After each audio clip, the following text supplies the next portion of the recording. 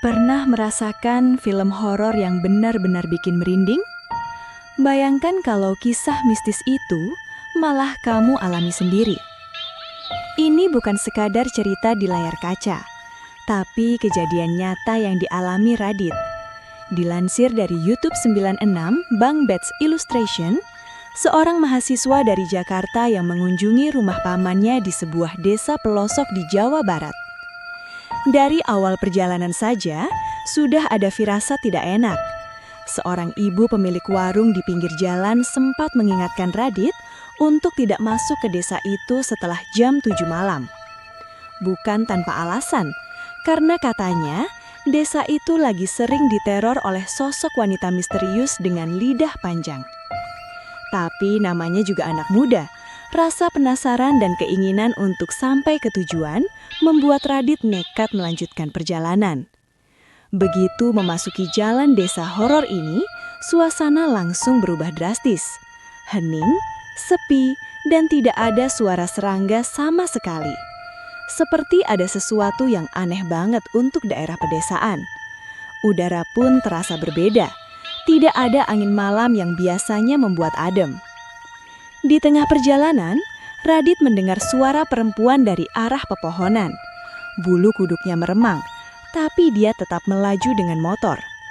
Hingga di satu tikungan terakhir sebelum masuk desa, sebuah pohon kelapa menarik perhatiannya. Ada sesuatu yang bergerak di batang pohon. Awalnya Radit kira itu ular yang melilit batang pohon. Tapi setelah dilihat lebih dekat, ternyata itu lidah wanita misterius yang menjulur panjang dari atas. Matanya pun terus naik ke atas, dan di sana dia melihat sosok wanita berbaju putih dengan rambut panjang. Tapi yang membuat ngeri bukan hanya penampilannya, melainkan lidahnya yang panjang banget, hampir menyentuh tanah. Panik dan ketakutan, Radit kehilangan kendali dan jatuh dari motornya. Gelap. Radit pingsan di tempat. Radit terbangun di rumah pamannya, Mang Umang, yang langsung menyalahkannya karena datang larut malam. Ternyata, dia ditemukan pagi harinya oleh warga desa dalam kondisi tak sadarkan diri di dekat pohon kelapa tempat sosok menyelamkan itu muncul. Mang Umang pun akhirnya bercerita, desa ini memang sedang diteror oleh makhluk gaib, yang diyakini muncul setelah kematian seorang dukun tua bernama Nyai Jagat dan cucunya Lia.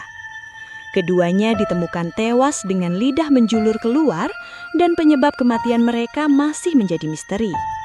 Sejak saat itu, desa Kertukuk ini mulai dihantui oleh sosok menyeramkan yang dipercaya sebagai roh mereka. Malam kedua, teror kembali dimulai. Malam pun tiba, dan suasana desa mendadak menjadi kampung mati. Warga memilih berdiam diri di rumah, dan yang anehnya lagi mereka menaruh garam serta gula merah di depan pintu rumah. Radit yang penasaran bertanya ke Mang Umang.